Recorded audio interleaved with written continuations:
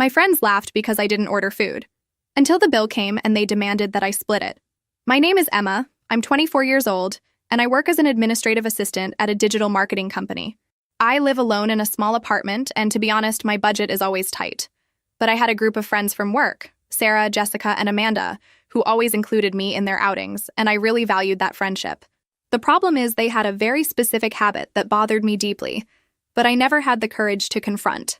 Whenever we went out together, the three of them would order the most expensive drinks at the bar, the most elaborate appetizers, the most sophisticated dishes. And then, when it came time to pay, there was always that story of, let's split everything equally among us. For months, I swallowed hard and paid. I paid for Sarah's $15 martinis while I drank water. I paid for Jessica's $18 gourmet appetizers while I ate free peanuts from the counter. I paid for Amanda's $45 main courses while I just watched and made up excuses about being on a diet. They knew about my financial situation. They knew I earned less than a fifth of what they earned. They knew I lived alone and had bills to pay. But still, every Friday, it was the same dynamic. They spent like there was no tomorrow, and I paid the bill as if it were my obligation to maintain group harmony. But last Friday, at the Olive and Anchor, something inside me broke. It was a happy hour after work, as always. We got there around 6 in the evening. The bar was packed, ambient music, that vibe of the weekend beginning. Sarah was radiant because she had closed a big client. Jessica had just returned from a trip to Miami. Amanda was celebrating a promotion. They sat down and immediately started browsing the menu like they knew every item by heart. "The grilled salmon with truffle risotto is divine here," Amanda murmured. "And that midnight in Paris cocktail is a unique experience," Sarah added. I opened my menu and my stomach contracted. The main dishes cost between $40 and $60. The specialty cocktails between $15 and $25. A complete meal there would easily pass $80 with tip. "Girls," I said, trying to sound casual, "I think today I'll just drink something. I'm not very hungry." That's when the laughter started. "Wow, Emma, you always say that," said Jessica, giggling. "When was the last time you ate something when we went out?" Sarah joined the teasing. "It's true. You're the most disciplined person I know, always resisting temptations." Amanda completed, "That must be why you're always in shape. I'm so envious of your willpower." They laughed as if it were the funniest thing in the world. As if my discipline were a choice, not a financial necessity. As if I resisted food out of willpower, not because I couldn't afford to pay. The waiter approached to take orders. Sarah was first. "I'll have the sea bass with wasabi puree and the Sunset Boulevard cocktail." $52 just for her. Jessica ordered the lamb with herb crust and a glass of imported Portuguese wine. Another $48. Amanda chose the lobster with champagne sauce and an artisanal Negroni. Another $55. When it was my turn, they all looked at me expectantly, still with that little smile of someone who was having fun with my eccentricity. "Just sparkling water," I said, closing the menu. The silence was instant and embarrassing. The waiter seemed confused. "Are you sure? Not even an appetizer? Maybe some nachos?" "I'm sure, thank you." That's when the real jokes started. "Guys, Emma is taking this diet very seriously," said Sarah, feigning concern. "Could she be overdoing it?" "Yeah, honey," Jessica agreed. "You can eat something small. It won't hurt." Amanda was more direct. "Or could it be a money issue? Because if it is, we can—" "No," I interrupted too quickly, feeling my cheeks burn. "It's not that. I'm just not hungry." They exchanged looks that I couldn't interpret at the time. Now I know they were looks from people who were planning something. Throughout the entire meal, they made sure to highlight how delicious the food was. "Emma, are you sure you don't want to try?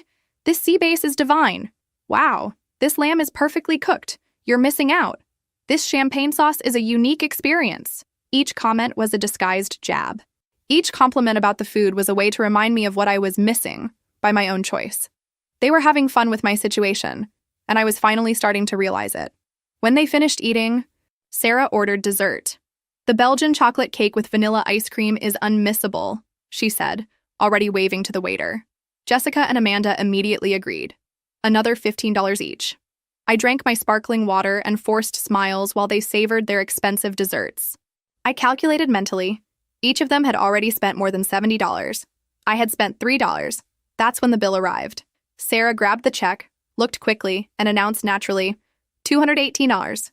Should we split it 4 ways? That's $54.50 each. My heart stopped. $54.50. for my $3 sparkling water.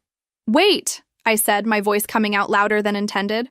I only had water. It doesn't make sense for me to pay $50. The mood at the table changed instantly.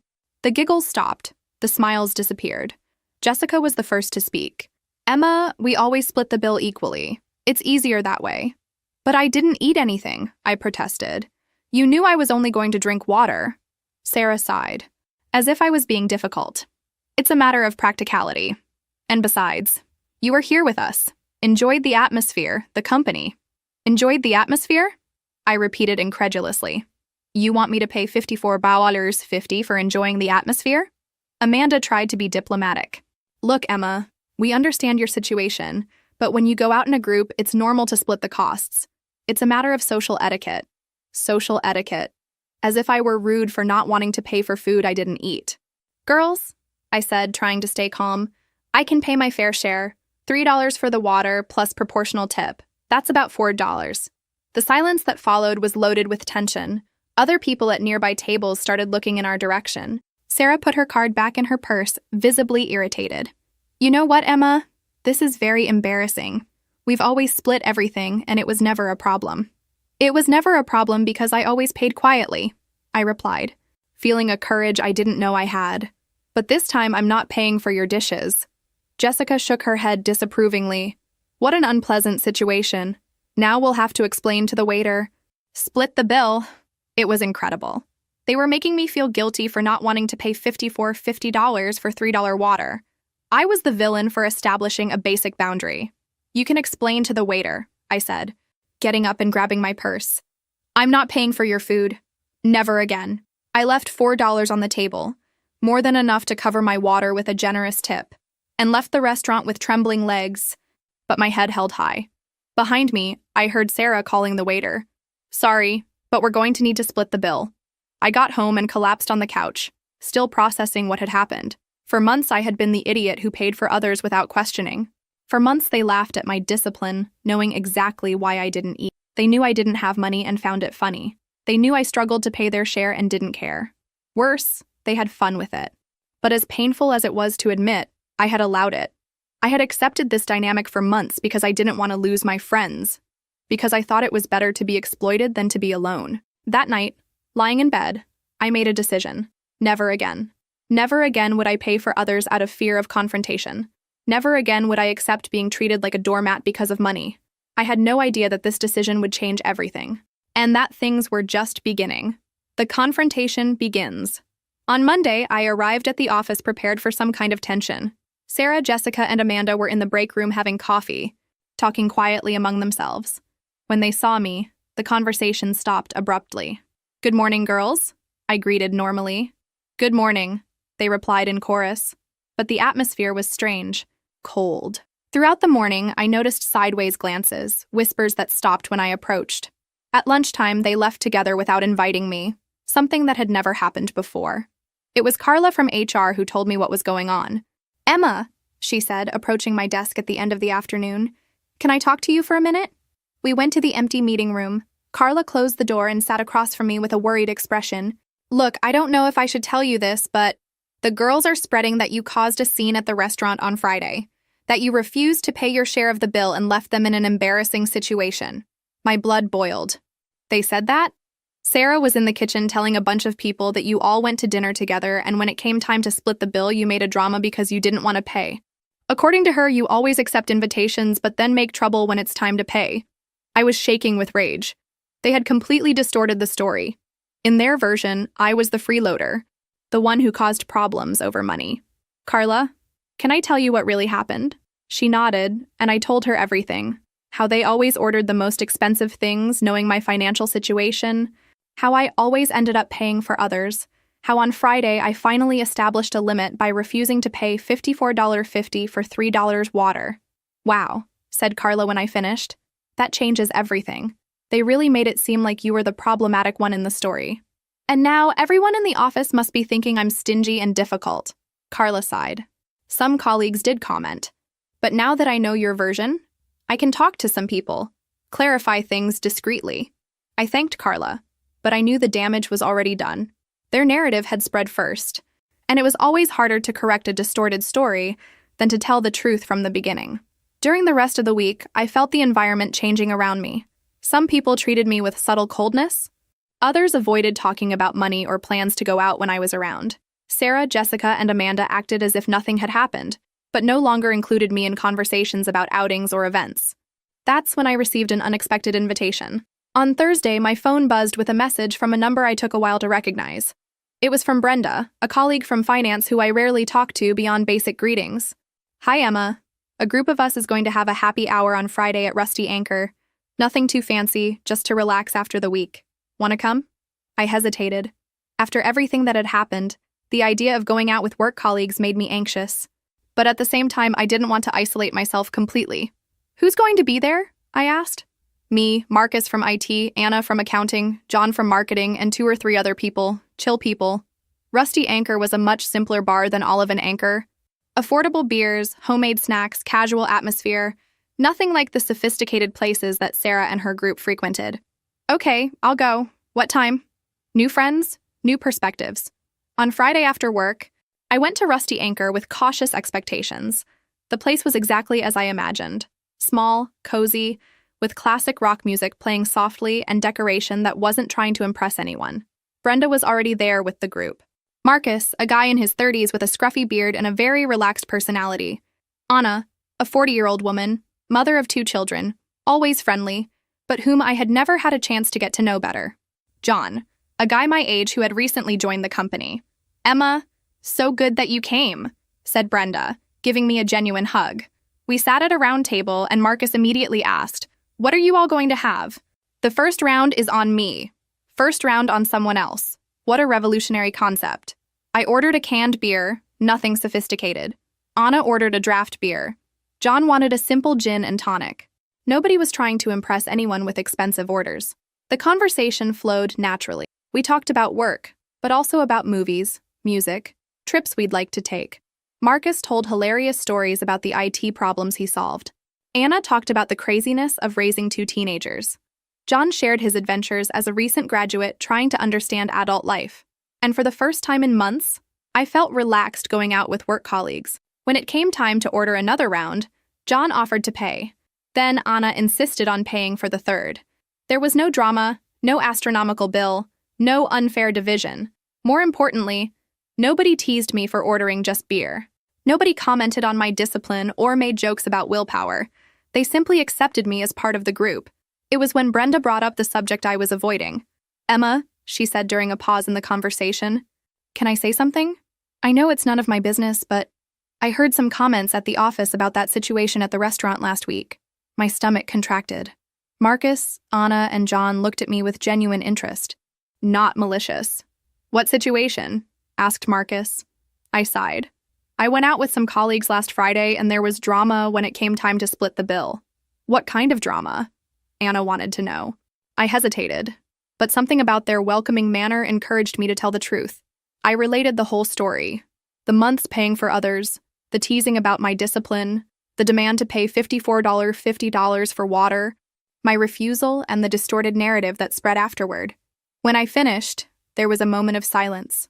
"Man," said Marcus, "that's messed up. They really made you pay for the others for months? And on top of that, they spread that you were the problematic one?"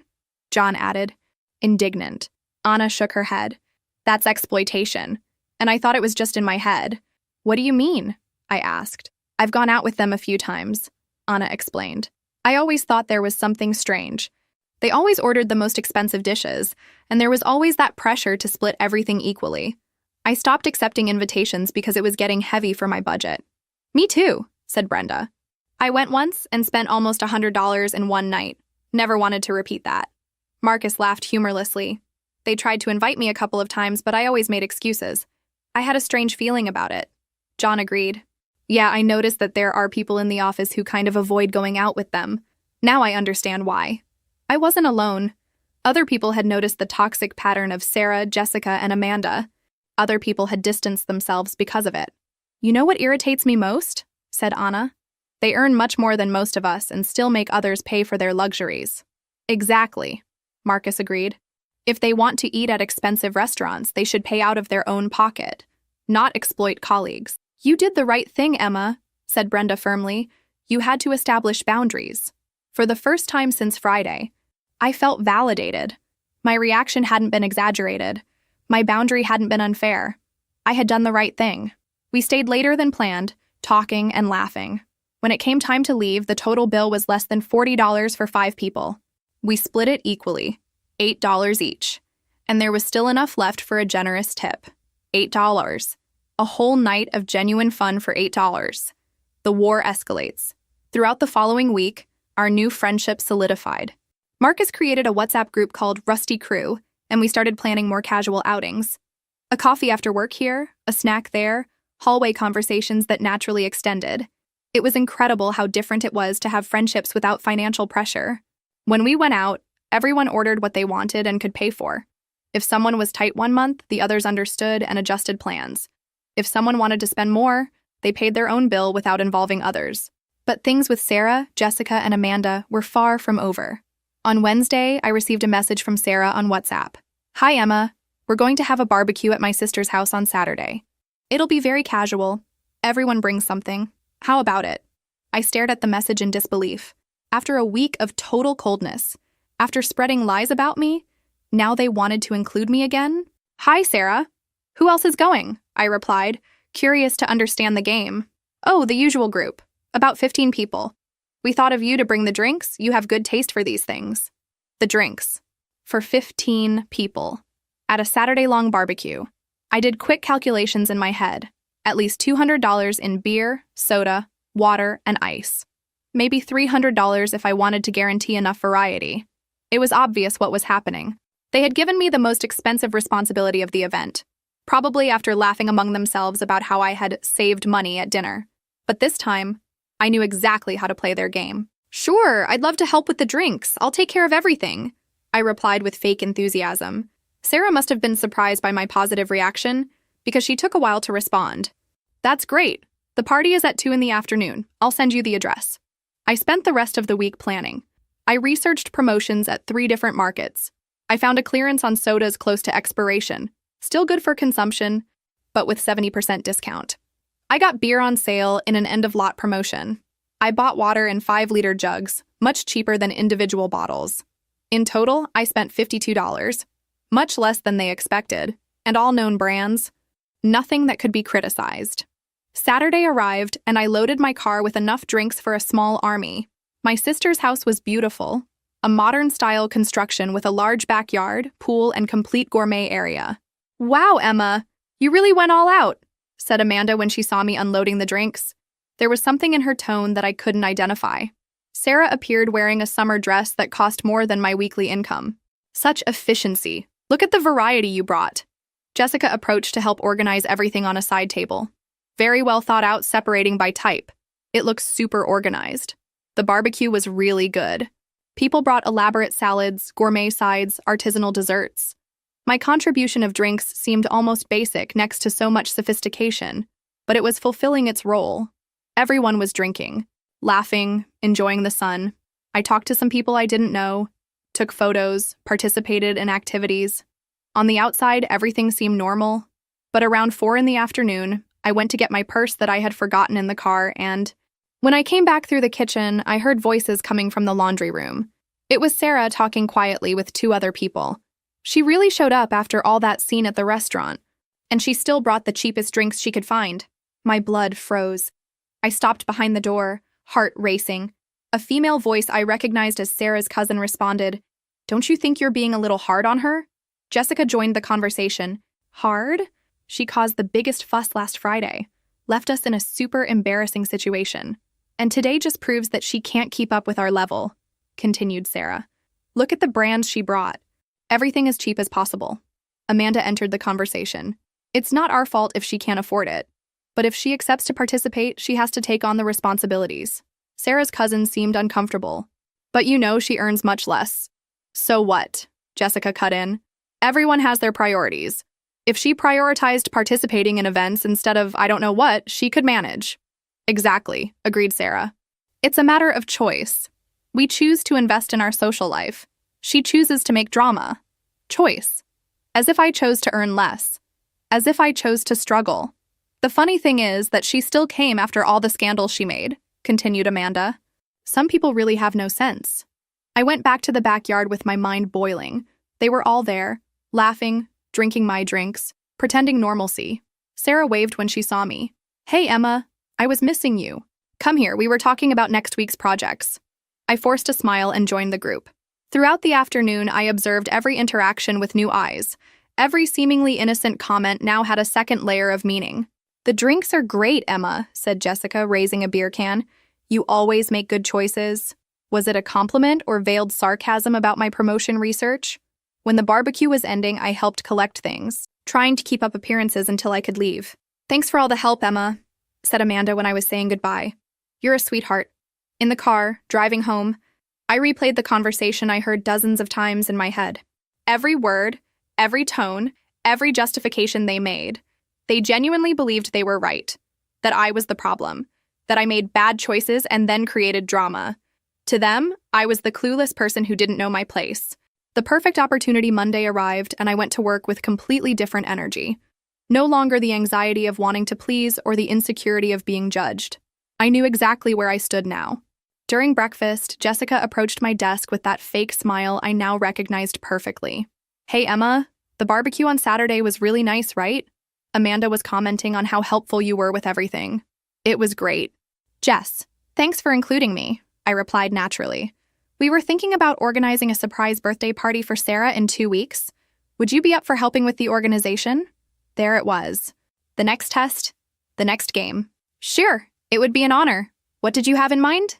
Jessica smiled with that expression I now knew was predatory. We were thinking about Azure, that new sophisticated restaurant downtown. Reservation for 12 people. You could be responsible for the decoration and cake? Azure. I knew it by name.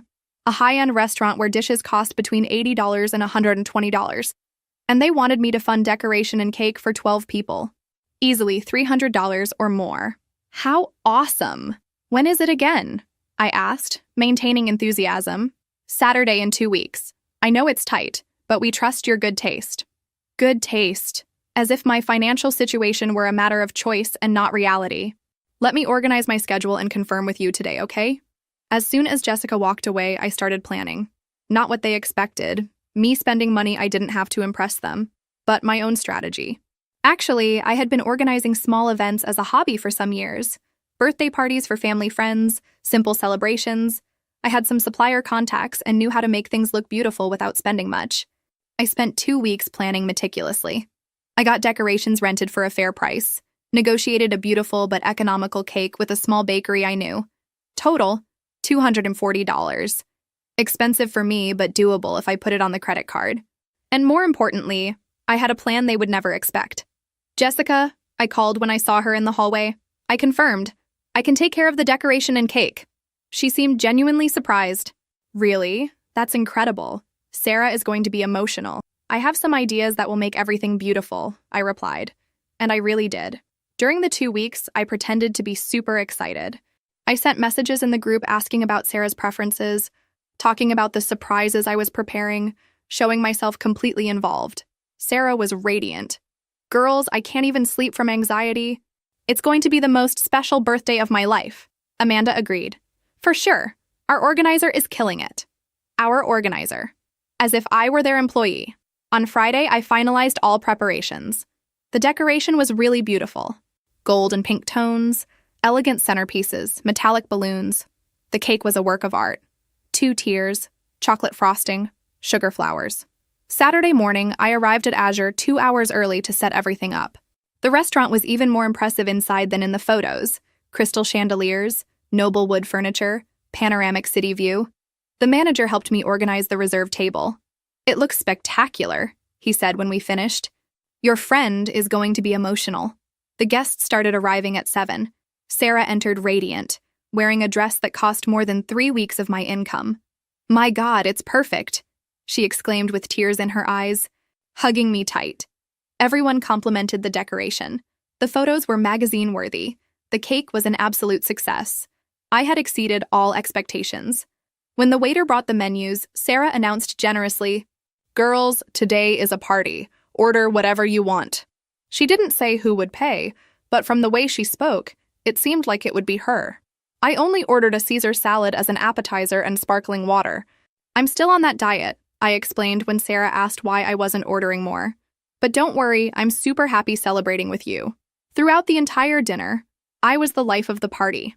I made emotional toasts, started animated conversations, took hundreds of photos of the birthday girl.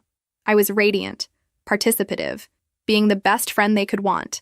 The cake arrived with lit candles. Sarah blew them out emotionally. Everyone sang happy birthday and applauded. It was a perfect moment, exactly as she had dreamed. Then the bill came. $1,500 for 12 people.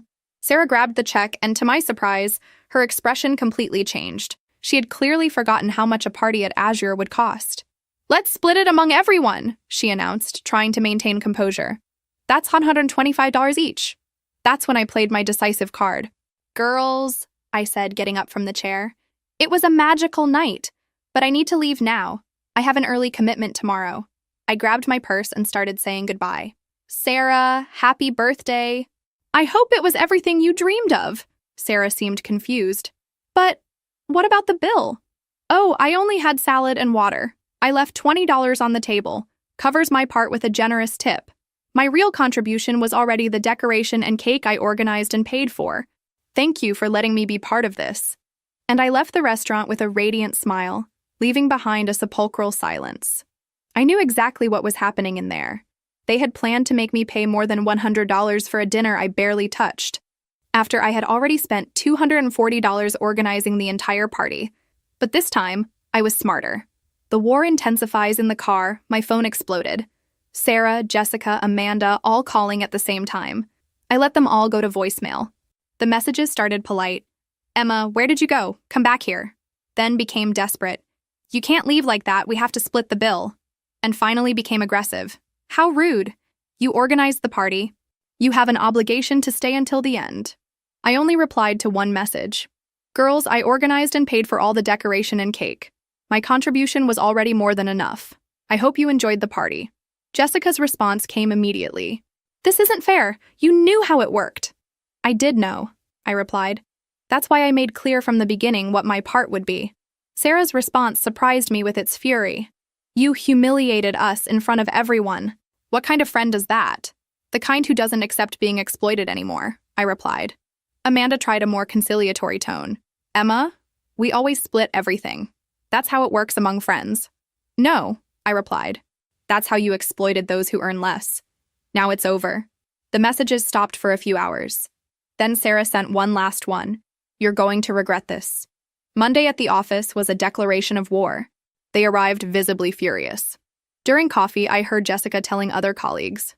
It was a public humiliation on Saturday.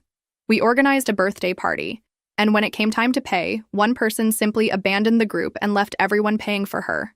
This time, they didn't just distort the story, they completely inverted it.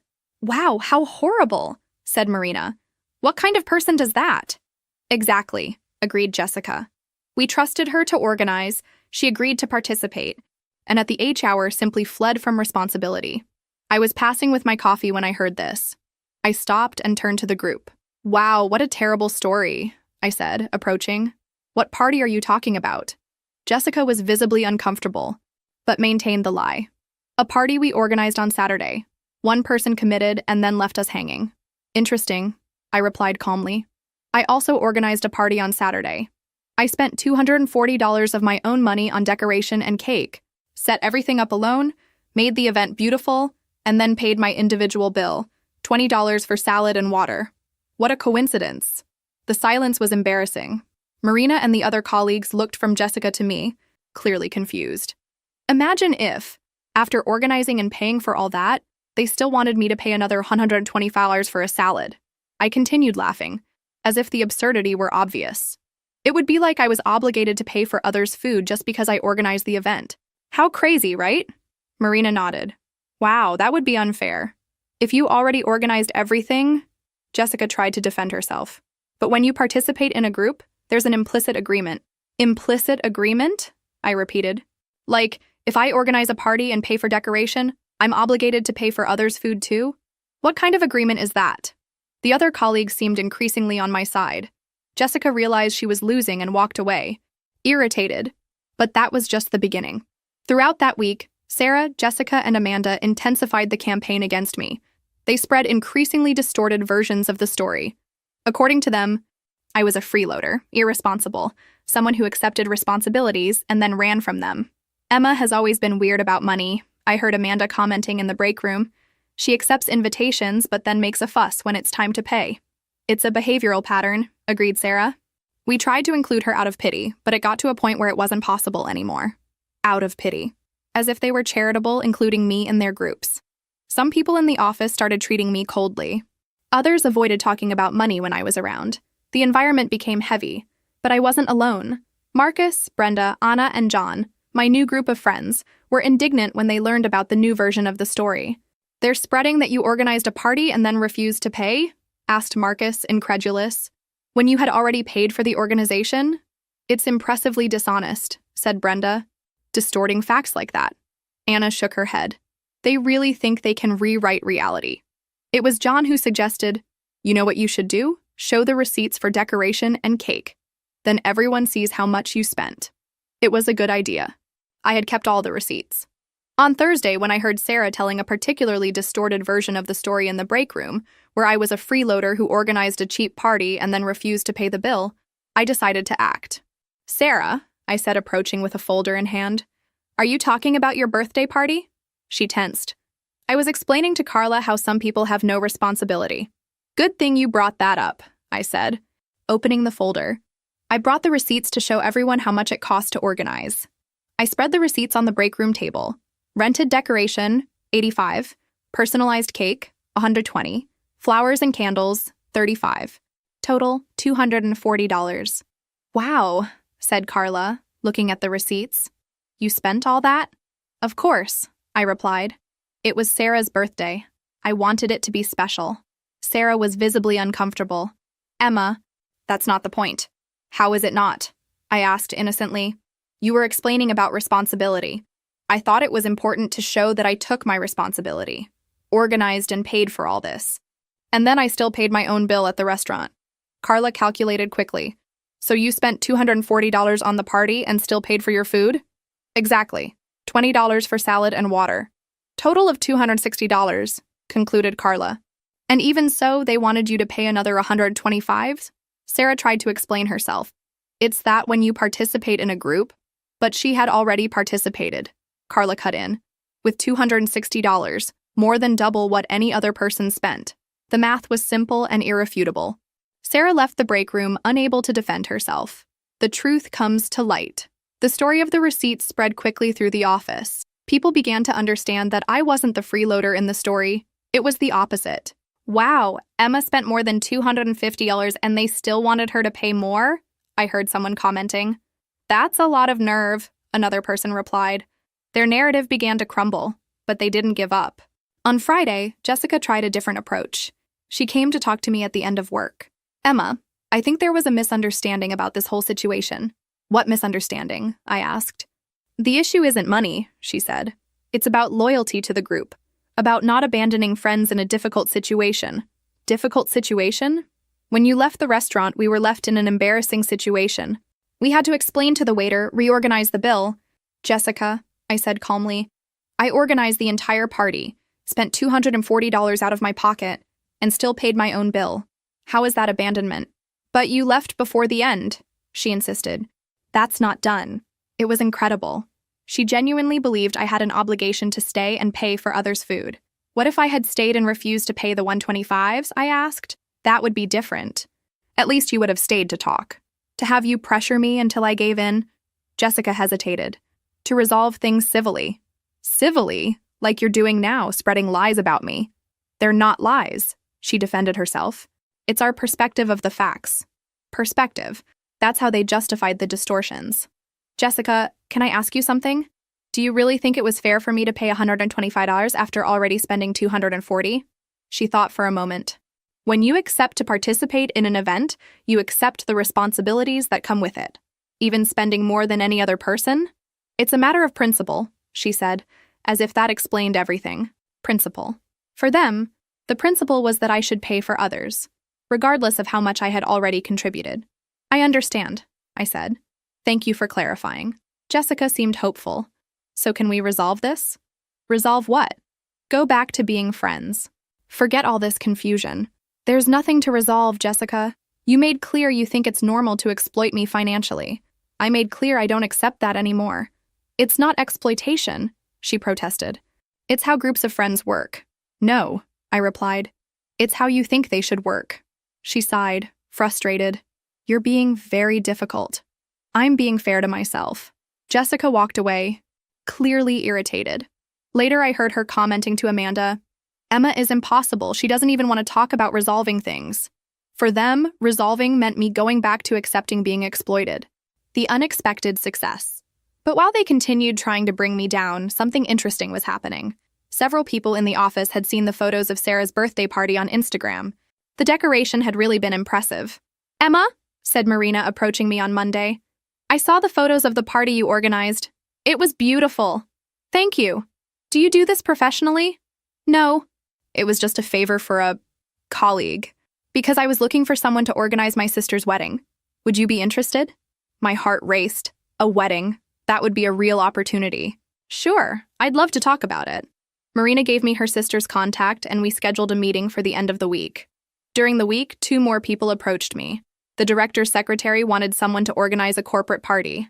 A colleague from finance was planning a quinceañera for her daughter. I was discovering I had real talent for this, and more importantly, I was discovering a way to earn extra money doing something I enjoyed. On Thursday, Carla from HR called me for a conversation. Emma, we're organizing the company's year-end party. Would you help us? It would be official freelance work, of course paid. My heart raced even more. An official opportunity, recognizing my talent. Sure, I'd love to. Everyone was impressed with that birthday party. Even Sarah herself couldn't stop praising your work to management. Interesting. The Sarah who was furious with me was praising my work to the company. It's for 200 people, so it's a big project. We'll schedule a meeting to discuss details. 200 people. A project that could yield significant money and open doors to other jobs. Leaving the meeting, I passed by Sarah's desk. She looked up from the computer, and for the first time in weeks, there was no hostility in her gaze. There was something I couldn't identify. Hi, she said quietly. I heard you're going to organize the company party. Yeah, looks like it. It's quite an opportunity, she said, and there was a note of respect in her voice. I'm excited, I replied. She hesitated, as if she wanted to say something more, but just nodded and went back to work. The turnaround.